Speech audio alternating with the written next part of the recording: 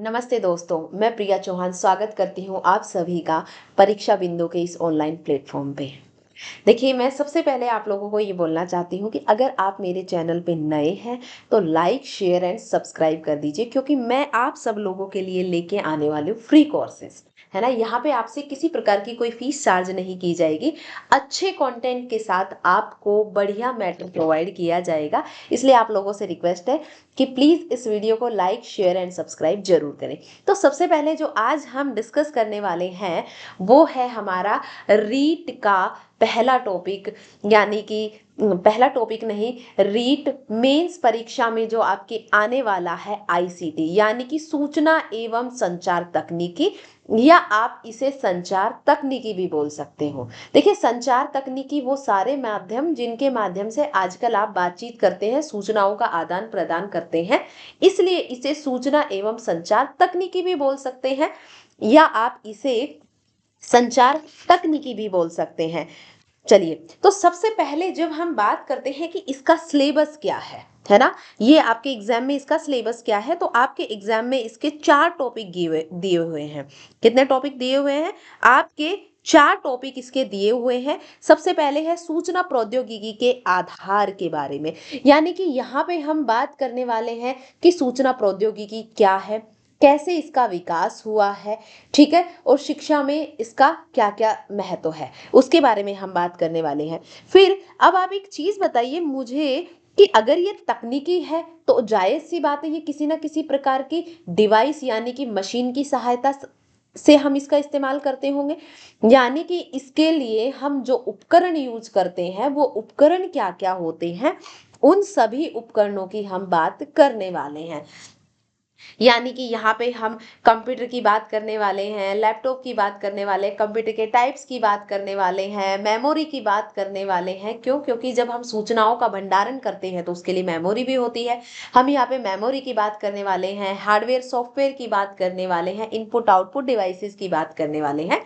तो इन सब बातों पर हम यहाँ पे चर्चा करेंगे। उसके बाद आता है आपका सूचना प्रौद्योगिकी की उपयोगिता, यानी कि जब सूचना प्रौद्योगिकी का प्रचार प्रसार इतना बढ़ रहा है, यानी कि अभी जो आप मेरी क्लास ले पा रहे हैं, ये भी तो सूचना प्रौद्योगिकी की एक उपयोगिता है। यानी कि मैं आपको रीट के मेंस एग्जाम से संबंधित जो भी सूचनाएं देना चाह रही हूँ, जो भी इंफॉर्मेशन देना चाह रही हूँ, वो मैं तकनीकी के माध्यम से आप तक पहुंचा पा रही हूँ। यानी कि शिक्षा के क्षेत्र में इस्तेमाल है इसका, मतलब अगर नागरिक के किसी भी यूज में, चाहे वो परिवहन का क्षेत्र हो, चाहे वो ई नागरिक क्षेत्र हो, यानी कि नागरिक जिस प्रकार से शासन से जुड़ता है या शासन से संबंधित काम हो, तमाम तरीके के हर कार्य से आज जो मनुष्य है वो तकनीकी से जुड़ा हुआ है। यानी कि अब सरकार ने क्या किया है कि सरकार ने शिक्षा, यानी कि और शिक्षा के साथ साथ सरकार की विभिन्न योजनाएं, चाहे वो किसी भी विभाग से संबंधित हो, सबकी सब तकनीकी के माध्यम से आप तक पहुंचा दी है। जो आप एप्लीकेशंस यूज करते हैं सरकार की तरफ से बनाई हुई, आप पोर्टल्स यूज करते हैं, आप वेबसाइट्स यूज करते हैं, ये क्या है? ये तकनीकी के माध्यम से तो आप तक सूचना का संचार किया जा रहा है, यानी कि सूचना आप तक पहुंचाई जा रही है। फिर बात करनी है हमें चौथे उसमें इसके सामाजिक प्रभाव। देखिए, जब किसी चीज के फायदे होते हैं तो फायदे के साथ साथ उसके बहुत सारे नुकसान भी होते हैं। यानी कि किस प्रकार से समाज को, हमारे समाज को सूचना प्रौद्योगिकी ने प्रभावित किया है, क्या क्या उसके दुष्परिणाम हैं, और किस प्रकार से हमारी सरकार ने उनसे बचाव के लिए, नागरिक की सुरक्षा के लिए विभिन्न प्रकार के प्रावधान किए गए हैं, जैसे साइबर सुरक्षा। ये क्या है? इस जो सामाजिक प्रभाव हो रहे थे उनके दुष्परिणामों से नागरिक को बचाने के लिए, तो यहाँ पे हम चर्चा करेंगे उसकी। चलिए आगे बात करते हैं। देखिए, अब सबसे पहली बात आती है आईसीटी है क्या। तो देखिए, मैं बड़े ही आसान भाषा में आपको समझाऊंगी कि इंफॉर्मेशन है क्या। देखिए, इंफॉर्मेशन को हिंदी में बोला जाता है सूचना। इंफॉर्मेशन को हिंदी में बोला जाता है सूचना। यानी कि अगर मैं यहाँ पे आपको कोई चीज बताऊं कि मैंने कोई डेटा था, उसे अर्थपूर्ण बनाया, उसे व्यवस्थित किया, मैंने उसे व्यवस्थित किया और उसे तर्कपूर्ण बनाया। तर्कपूर्ण बनाया, तो वो क्या बन गया? वो सूचना बन गया। क्या बन गया? वो सूचना बन गया। यानी कि मेरे पास, जैसे मैं बोल रही हूं कि मान लो 5-6 फरवरी को रीट का एग्जाम होगा, ये एक सूचना हो गई, लेकिन मैंने बोला 5-6 फरवरी, है ना, रीट का एग्जाम। अब देखिए, जब तक मैं इन आंकड़ों को आपस में जोड़ूंगी नहीं, एक व्यवस्थित क्रम में नहीं जोड़ूंगी, इसे ये अर्थपूर्ण नहीं बनेगा और इसका कोई तर्क भी नहीं निकलेगा। यानी कि जैसे ही मैं बोलूंगी कि 6 फरवरी को रीट का 5 और 6 फरवरी को रीट मेंस का एग्जाम होगा, ये क्या बन गई? सूचना बन गई।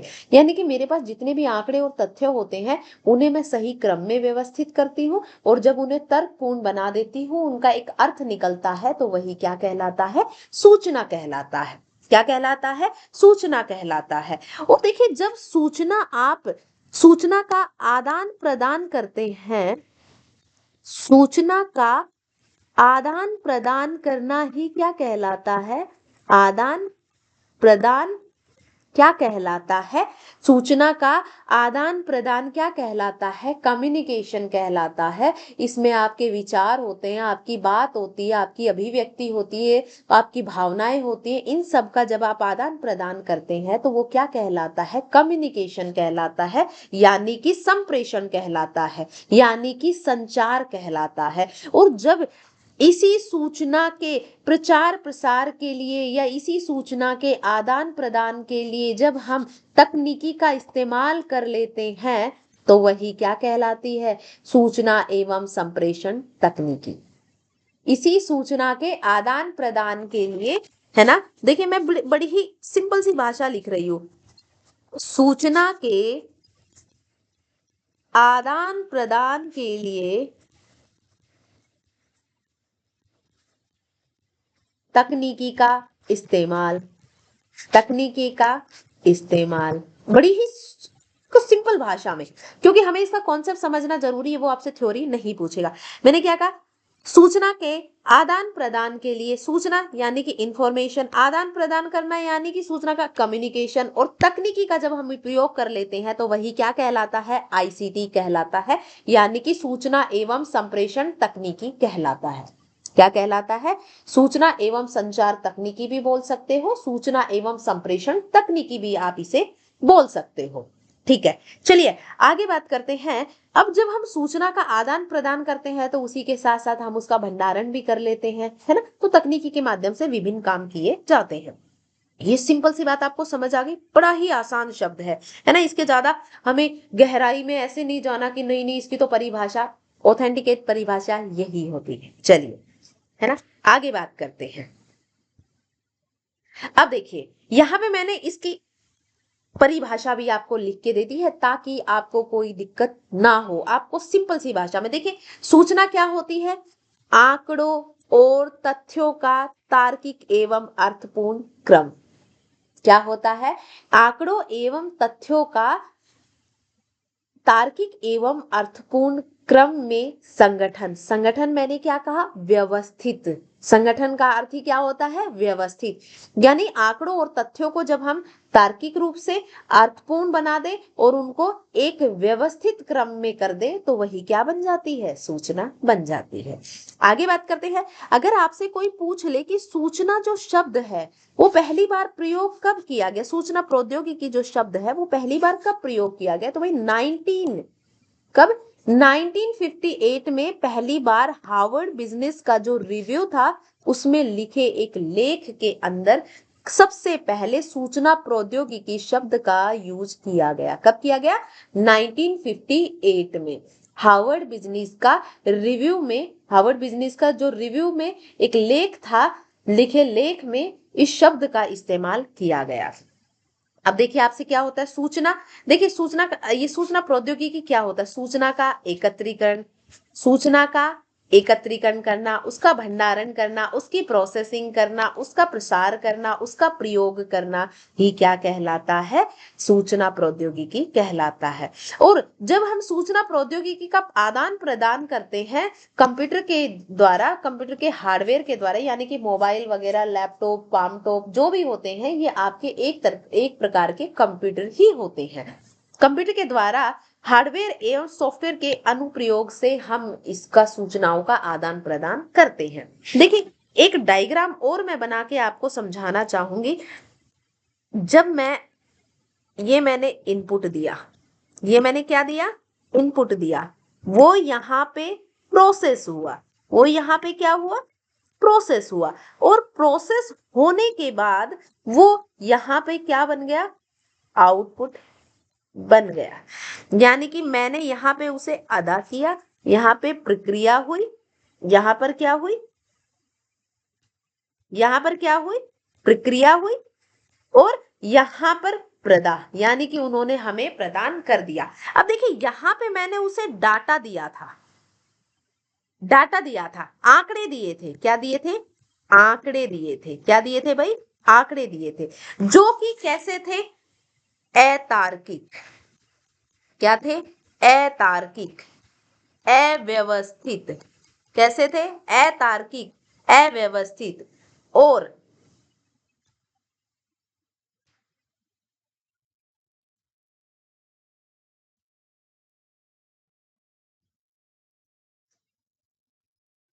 कैसे थे भाई वो?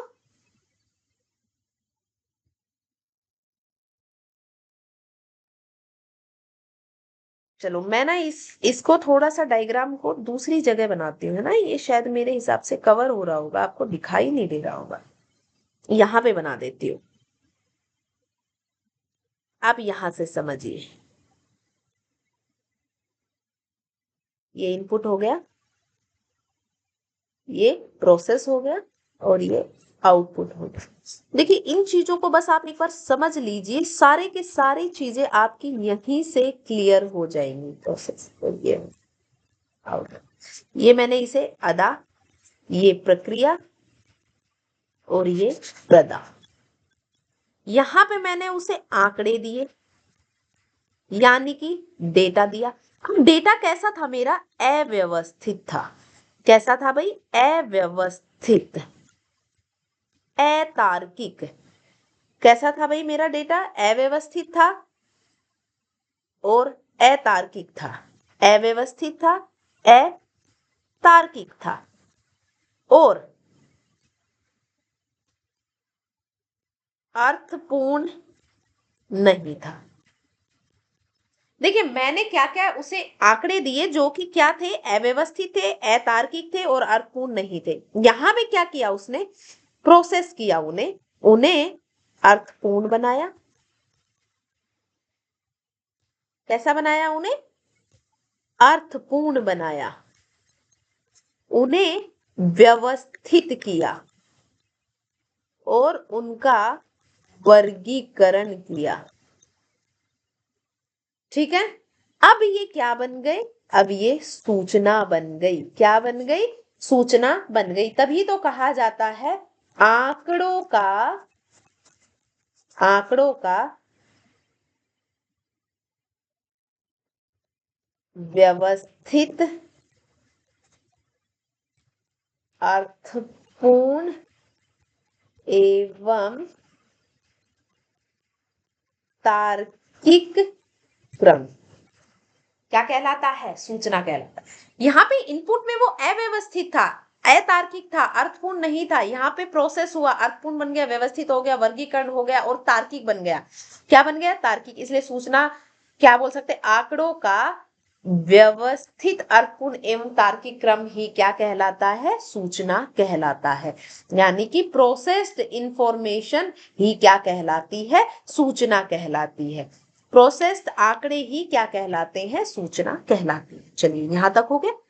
अब देखिए, अब हम बात करते हैं संप्रेषण, है ना। संप्रेषण क्या है भाई? ये संप्रेषण यानी कि कम्युनिकेशन, यानी कि बातचीत करना। अब देखिए, जब बातचीत करने में मैं मोबाइल फोन का यूज कर लूं, तो वो क्या हो गया? वो हो गया संप्रेषण तकनीकी यानी कि कम्युनिकेशन टेक्नोलॉजी। मैं जब आपको कक्षा में पढ़ा रही हूं तो वो क्या हो गया, संप्रेषण, यानी कि हम सूचनाओं का आदान प्रदान कर रहे हैं। मैं आपसे पूछ रही हूँ, आप मुझसे पूछ रहे हो, ठीक है। अब वही जब मैं आपको यहाँ ये YouTube के माध्यम से पढ़ा रही हूँ तो ये मैं सूचनाओं का आदान प्रदान किसके माध्यम से कर रही हूँ, तकनीकी के माध्यम से कर रही हूँ। तो ये क्या कहलाएगा, कम्युनिकेशन टेक्नोलॉजी कहलाएगा। अब जो ये कम्युनिकेशन शब्द है, इसकी उत्पत्ति कैसे हुई है, तो इसकी उत्पत्ति है वो कम्युन शब्द से हुई है। किससे हुई है, कम्युन शब्द से हुई, COMMUN, कम्युन शब्द से हुई है। ये लैटिन भाषा का शब्द है। किसका है ये, लैटिन भाषा का शब्द है, जिसका अर्थ होता है समान बनाना या टू मेक कॉमन। ठीक है, चलिए परिभाषा की बात करते हैं। देखिए, बात का, ज्ञान का, विचारों का ओ विविध माध्यमों से आदान प्रदान करना ही क्या कहलाता है, सूचना, वो संप्रेषण या संचार कहलाता है। संप्रेषण भी बोल सकते हैं या संचार भी बोल सकते हैं। क्या, संप्रेषण या संचार कहलाता है। अब देखिए, जो संप्रेषण है ये द्विपक्षीय प्रक्रिया है। द्विपक्षीय यानी कि इसमें दो पक्षों की आवश्यकता है। भाई अकेली मैं पढ़ा रही हूं, आप लोग नहीं पढ़ोगे, तो एक भेजने वाला और एक रिसीव करने वाला भी तो होना चाहिए। आप जब किसी से चैटिंग करते हो तो आप किसी को मैसेज उसी को तो भेज पाओगे जब सामने कोई रिसीव करने वाला हो। तो देखिए, ये द्विपक्षीय प्रक्रिया है। कैसी है ये, द्विपक्षीय प्रक्रिया है, सेंडर एंड रिसीवर, यानी कि संप्रेषक और संप्रेषी।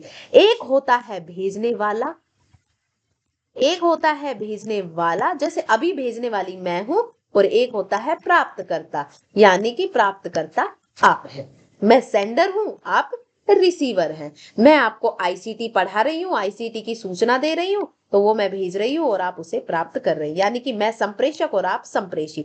अब देखिए, ये द्विपक्षीय प्रक्रिया कैसी है, द्विपक्षीय, दो पक्ष हो गए ना, सेंडर एंड रिसीवर। इसमें देखिए, संप्रेषक और संप्रेषी, एनकोडर और डिकोडर। अब देखिए ये कैसे होता है, जब भी आप कुछ व्हाट्सएप मैसेज वगैरह भेजते हैं, जब व्हाट्सएप आप पहली बार किसी को भेजते हैं तो उसमें लिखा रहता है your data is fully encrypted.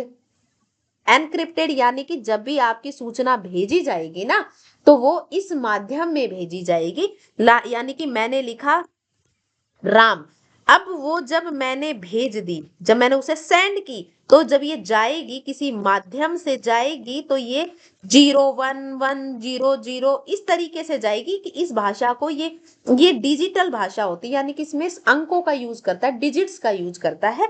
और ये क्या हो गई, ये एनकोड हो गई। क्या हो गई, ये एनकोड हो गई, यानी कि ये किसी विशिष्ट प्रकार के कोड में परिवर्तित हो गई। और जैसे ही ये रिसीवर के पास जाएगी, ये वापस से क्या हो जाएगी, डिकोड हो जाएगी। जैसे ही रिसीवर के पास जाएगी, डिकोड हो जाएगी। यानी कि यहां से जो मैं मैसेज भेजूंगी वो एनकोड होके जाएगा। ठीक है, एनकोड होके जाएगा। वो किस लिए एनकोड किया जाता है, ताकि डेटा को कोई चोरी ना कर सके, और इसके पास जाकर के वापिस से वो डिकोड हो जाता है।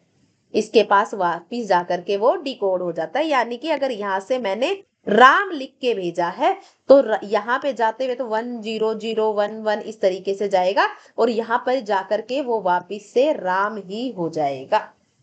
आगे चीज समझ में, इसको बोला जाता है एनकोड एंड डिकोड। अब आगे बात करते हैं। अब आगे प्रकार आता है कि संप्रेषण के कितने प्रकार होते हैं। तो देखिए, संप्रेषण के दो प्रकार होते हैं, एक होता है शाब्दिक संप्रेषण और एक होता है अशाब्दिक संप्रेषण। शाब्दिक यानी कि या तो मैं आपको मुंह से बोल के बताऊं शब्दों को, या मैं शब्दों को लिख के बताऊं। यानी कि या तो मैं शब्दों को मुंह से बोल के बताऊं मौखिक, या मैं शब्दों को लिख के बताऊं।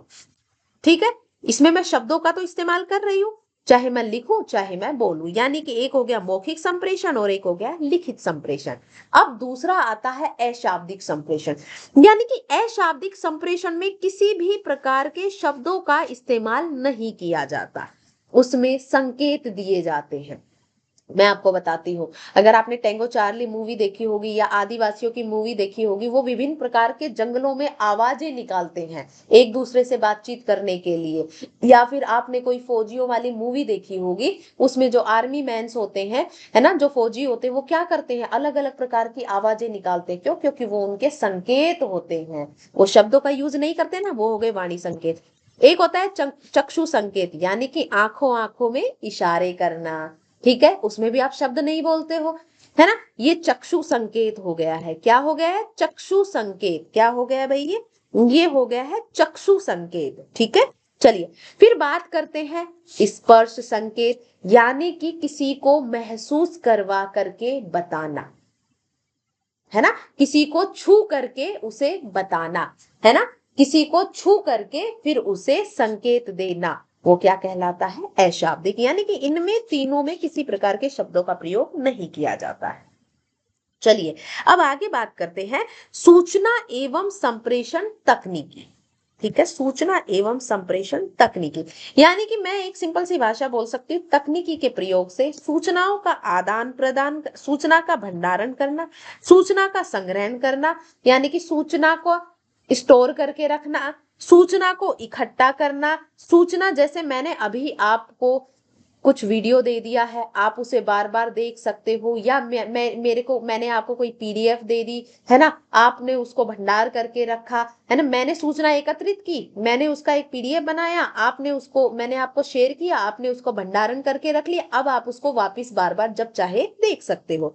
उपयोग एवं उनका स्थानांतरण करना, यानी कि उसका आदान प्रदान करना, जैसे मैं अभी आपको सूचना दे रही हूँ, उसका संश्लेषण एवं विश्लेषण करना, ठीक है, यही सूचना एवं संप्रेषण तकनीकी है। यानी कि सिंपल सी भाषा में मैं बोलूं तो सूचना का आदान प्रदान करना तकनीकी के माध्यम से, उसका भंडारण करना, उसे बार बार से प्रस्तुतिकरण करना, यानी कि उसे बार बार से देखना, उसे इकट्ठा करना, यही सब क्या कहलाता है? सूचना एवं संप्रेषण तकनीकी कहलाता है। यानी कि देखो कितनी सिंपल सी चीजें हैं जिसके लिए आप इतना हैप्टिक हो रहे थे। तो आज इतना ही, बाकी की बातें करेंगे नेक्स्ट सेशन में। तो आज ये जो हमारा चल रहा था, ये सूचना संप्रेषण तकनीकी के आधार पे हम बातें कर रहे थे।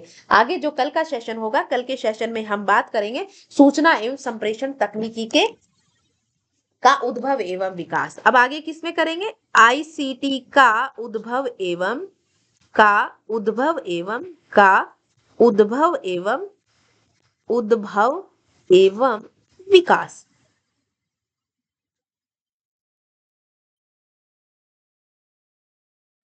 उद्भव एवं विकास की बातें करें, ठीक है।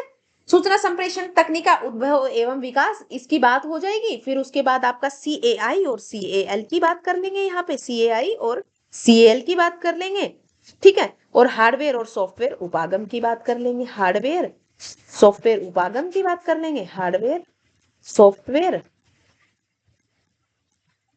और प्रक्रिया उपागम। बस सिंपल है, हो जाएगी आपकी फर्स्ट यूनिट। यानी कि अब आपके 1 2 3 4 5 6 7, यानी कि अगले आधे पौने घंटे में जब भी हम सेशन लेंगे तब आपका ये नेक्स्ट पार्ट करवा देंगे, ठीक है। तो आज के लिए इतना ही। अगर ये सेशन आपको अच्छा लगा है तो लाइक शेयर एंड सब्सक्राइब जरूर करें, ताकि ज्यादा से ज्यादा विद्यार्थी हमसे जुड़ पाए। आप लोगों से कोई भी फीस नहीं ली जा रही है, इसलिए आप लाइक एंड शेयर तो कर ही सकते हैं। चलिए, थैंक यू क्लास।